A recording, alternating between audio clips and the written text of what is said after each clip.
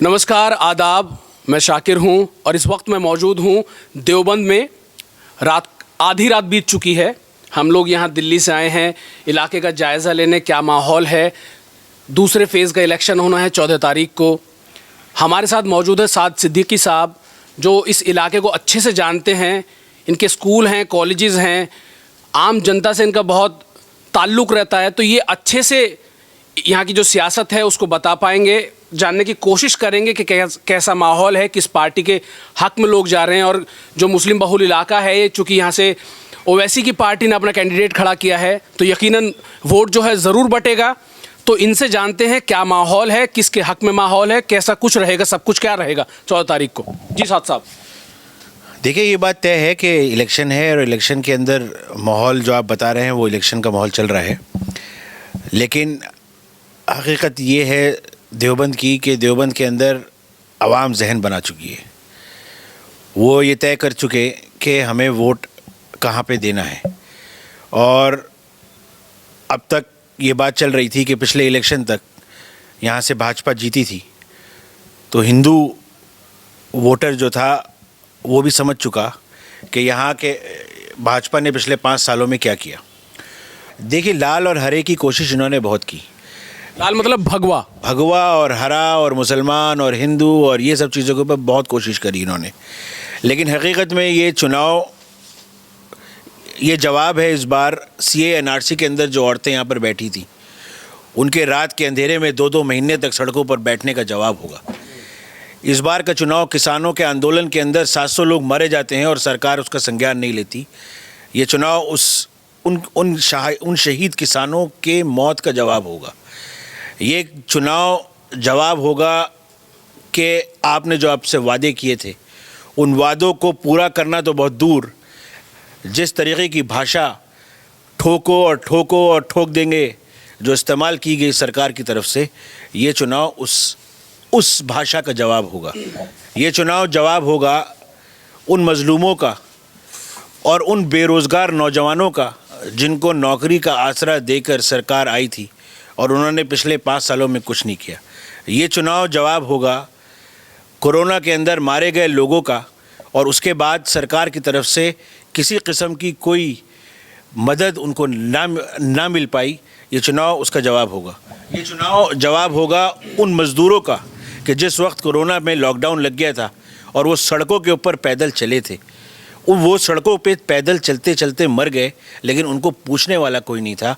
ये चुनाव उन मज़दूरों की मौत का जवाब है। सीएम मुसलमान में बांटने से ये मुल्क नहीं चला करता। हिंदू मुसलमान की बात की। CM योगी ने एक बयान दिया 80 और 20 का, कि ये चुनाव जो है 80% और 20% के बीच है। उस बयान को किस तरीके से देखते हैं? देखिए, भाजपा खुद समझ चुकी है कि उनके हालात क्या हैं। पहले कहा जाता था कि योगी जी देवबंद से इलेक्शन लड़ेंगे, योगी जी अयोध्या से इलेक्शन लड़ेंगे, योगी जी बनारस से इलेक्शन लड़ेंगे, योगी जी मथुरा से इलेक्शन लड़ेंगे। पार्टी ने उन्हें पहले ही गोरखपुर उन्हें वापस भेज दिया है। 5 सालों के अंदर जो उत्तर प्रदेश ने देखा, अगर मैं ये कहूँ कि आज़ादी के बाद से लेकर तारीख़ के सबसे ख़राब 5 साल गुज़रे अगर कोई, तो ये 5 साल गुज़रे। आपने कहा कि हम ठोकेंगे, हम उनको अंदर कर देंगे, गर्मी दूर कर दी जाएगी। ये अल्फाज मैं नहीं समझता कि डेमोक्रेसी के अंदर आज से पहले किसी पार्टी ने नहीं इस्तेमाल किए होंगे। ये हकीकत है कि हिंदू हो या मुसलमान हो, वो ये चाहता है कि हम कम से कम रोज़गार हमें मिले। वो चाहता है कि उसकी फसल की दाम उसको सही मिले। वो चाहता है कि उसका बच्चा स्कूल जाए। वो चाहता है कि रैली ना हो, कम से कम स्कूल्स तो खुलें। आप रैलियों के नाम पे पूरी जगह पर जमघट लगाए बैठे हैं, जहाँ कोरोना आप कहते हैं नहीं है, और अगर कोरोना कहीं है तो स्कूल में। पिछले 3-2 सालों से बच्चा स्कूल नहीं जा पा रहा। क्या होगा उसके फ्यूचर का? तो ये इलेक्शन सिर्फ बदलाव का नहीं है, ये इलेक्शन बदले का इलेक्शन है। और उस बदले की भावना से हिंदू हो या मुसलमान हो, वो ये तय कर चुका है कि हमें अखिलेश में एक बदलाव दिखाई दे रहा है और बहुत भारी बहुमत से देवबंद के अंदर ये सीट जीतने जा रहे हैं। CM योगी दावा करते हैं कि भाई हमने गुंडागर्दी ख़त्म कर दी। जब समाजवादी पार्टी की सरकार आती है तो गुंडागर्दी बढ़ जाती है। हमने गुंडों को ख़त्म कर दिया, हमने विकास करा, हमने रोज़गार दिए। और कोविड की जो पूरी व्यवस्था थी, कुव्यवस्था जिसे आप बोल रहे हैं, उस कोविड की व्यवस्था को उसका गुणगान कर रहे हैं वो कि हमने बहुत अच्छे से उसको हैंडल किया। तारीख में जब जब हिंदुस्तान की तारीख लिखी जाएगी, उस तारीख में दो बड़े हादसे ज़रूर लिखे जाएंगे। एक फाइनेंशियल करप्शन हुआ जिसको मनमोहन सिंह ने भी कोट किया, वो था नोटबंदी। आपने नोटबंदी क्यों किया था? आपने नोटबंदी इसलिए किया था कि ब्लैक मनी रुक जाएगी, लोगों को रोज़गार मिलेंगे। आपने लाइन में क्यों लगाया था लोगों को? आपने कहा था कि आपके पास पैसा वापस आएगा, 15 लाख रुपए आएंगे। कहाँ गया वो सब पैसा? दूसरी बात, आप बात कर रहे हैं लॉ एंड ऑर्डर की। अभी जिला पंचायत का इलेक्शन हुआ, लोगों को पर्चा भरने नहीं दिया गया। ये तो मीडिया ने देखा सबके सामने। लोगों को पर्चा नहीं भरने दिया गया। प्रशासन को डराकर धमकाकर किसी तरह भी ये तय किया गया कि हमें जिला पंचायत के ब्लॉक अध्यक्ष के जिला पंचायत के इलेक्शन को जीतना है। लेकिन अब प्रशासन भी वही है, लोग भी वही हैं, फिर से चुनाव है। देखिए, तो अब क्या होगा? ऐसा नहीं होता है। लोगों को दबाव, नौकरी का और पता नहीं कितनी चीज़ों का दिया जाता है। अगर सरकार, आपने कभी नहीं देखा होगा कि किसी सरकार ने इस तरह का दबाव, लेकिन अगर ऐसी सरकारें इतनी लूट करने के बाद, नौकरियां ना देने के बाद, लोगों को डरा के धमका के, प्रशासन को इस्तेमाल करके, उसके कोरोना के अंदर कोई एक्शन ना लेके, किसी तरीके की कोई मदद, रोज़गार ना देके, किसानों को सड़कों पे मरता हुआ देख के, अगर ये सरकार दोबारा आ गई तो मैं आपको बता रहा हूँ कि हिंदुस्तान का डेमोक्रेसी ख़तरे में है। मुसलमान 20% पहले भी काम कर रहा था, किसान था, मजदूर था, कारीगर था, आज भी मजदूरी कर रहा है। आज भी फैक्ट्री के मालिक को कारीगर की ज़रूरत है, वहाँ पे मुसलमान काम करेगा। आज भी मुसलमान ठेली की रेहड़ी लगा रहा है, आज भी मुसलमान रिक्शा चला रहा है, आज भी मुसलमान बाल काट रहा है। आप 80% आबादी जो सवाल पूछना चाहती है, जब सवाल पूछना चाहती है, उनको सवाल में उलझा कर और उनको राम मंदिर पे और उनको मंदिर और मस्जिदों के अंदर लड़ाया जाता है। लेकिन लोग अब समझ चुके हैं।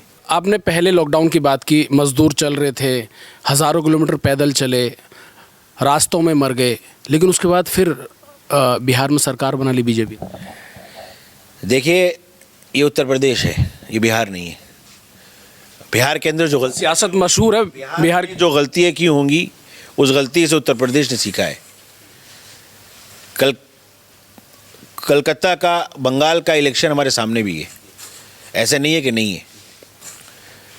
और हम ये जानते हैं कि उत्तर प्रदेश के अंदर लोग मन अपना बना चुके, और ये जो पोलराइजेशन का कार्ड ये चलाना चाहते थे, वो नहीं चल सकता। हिंदुस्तान इकोनॉमिकली आगे बढ़ना चाहिए। आप उसको विश्व गुरु बनाना चाहते हैं, विश्व गुरु बनाने के लिए आपको 2 काम करने पड़ेंगे। आपको इस सियासत से ऊपर उठकर मुल्क के हित में काम करना पड़ेगा। वो तो नहीं कर पाएगा। अभी आप कर्नाटक वाला मामला देखिए, किस तरीके से हिजाब वाला मामला चल रहा है पूरा, और किसी भी बड़े मंत्री, प्रधानमंत्री, गृह मंत्री, किसी का कोई बयान ऐसा नहीं आया जिससे वो चीज़ें रुक जाएं। लगातार आप देख रहे होंगे, हम भी देख रहे हैं, कवर भी कर रहे हैं हम लोग। ये सिर्फ बुर्के को नहीं कह रहे, ये तय रखिए कि ये कल को पगड़ी को भी कहेंगे, ये सरदार की पगड़ी को भी कहेंगे, आप क्या खा रहे हैं उसको भी कहेंगे, आप क्या पहन रहे हैं उसको भी कहेंगे। क्या हिंदुस्तान का संविधान हमें अलाउ नहीं करता कुछ पहनना? क्या हिंदुस्तान का संविधान हमें ये नहीं कहता कि हमें क्या पहनना चाहिए और हमें क्या खाना चाहिए? क्या बाबा भीमराव अंबेडकर के संविधान ने हमें इस बात का राइट नहीं दिया? आपने मजाक बना दिया पूरी दुनिया के अंदर हिंदुस्तान का। आपको अंदाजा है कि वो सिर्फ एक बच्ची नहीं थी, पूरी दुनिया के अंदर उस वीडियो को वायरल, वो वीडियो वायरल हुई और हिंदुस्तान का तमाशा बन रहा है। अगर उस कॉलेज में कोई ड्रेस कोड होता और वो बच्ची वो ड्रेस कोड को फॉलो ना कर रही होती तो गलती थी। वो बच्ची हिजाब में आती है, हिजाब पहनना इस्लाम का एक अहम फरीज़ा है। आपने इस मुल्क को मजाक बना दिया और इस मजाक को पीढ़ियां भुगतेंगी। हिजाब वाला मामला जो है कर्नाटक वाला, वो देवबंद पे हावी हो रहा है, मतलब उसका असर दिख रहा है जो यहाँ के मुसलमान हैं। ये सब जानते हैं कि कुछ मुट्ठी भर लोगों की वजह से कोई चीज़ कहीं असर नहीं डालती। लोग इतने बेवकूफ़ नहीं रहे, समझ आ रही है, समझ में आ रहा है। राम मंदिर तो कोर्ट ने बनाया, समझ में आ रहा है कि हालात किस तरफ लेके जा रहे हैं। और जब घर में चूल्हा नहीं जलता, जब घर में भुखमरी होती है, उसकी तकलीफ वो औरत समझ सकती है जो उस घर में है। वहाँ राम मंदिर, हिंदू और मुस्लिम, भगवा और हरा, ये सब नहीं चलता। किसकी सरकार बन रही है इस बार 2022 में? है समाजवादी की सरकार बन रही है। क्या उम्मीद करते हैं आप जब सरकार बनती है तो उस सरकार से, अखिलेश यादव से, जयंत चौधरी से क्या उम्मीद करते हैं आप? देखिए, उम्मीद क्या, क्लियर मैनिफेस्टो सामने आ चुका है। किसानों के लिए काम किया जाएगा, बेरोज़गारों के लिए काम किया जाएगा, रोज़गार जनरेट किए जाएंगे, इंडस्ट्रीज़ लगाई जाएंगी। जहाँ जहाँ हम लोग लैक कर रहे हैं वो इन्वेस्टमेंट है उत्तर प्रदेश के अंदर, उसके ऊपर काम किया जाएगा। जो सरकार बनेगी, हमें उम्मीद है कि वो सरकार इन चीज़ों पे खरी भी उतरेगी।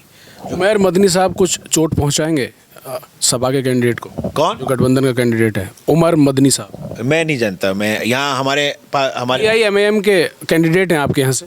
हाँ, मैंने अभी तक सुना नहीं है कौन है उमर मदनी साहब। तो ठीक है, देखते हैं। अभी 14 तारीख को चुनाव होना है, किस रुझान वोटर जाएगा। साइलेंट वोटर है, बहुत लोगों से बात की पूरे इलाके में, सबकी अलग अलग राय हैं। 14 तारीख को वोटिंग होगी, उसके बाद अगले महीने को 10 तारीख को रिजल्ट आएंगे, उसके बाद पता चल पाएगा भाई किसकी सरकार बन रही है, क्या कुछ है। मेरा नाम शाकिर है और आप देख रहे हैं THP न्यूज़। मेरे साथ मेरा सहयोगी हैं कैमरामैन रिजवान।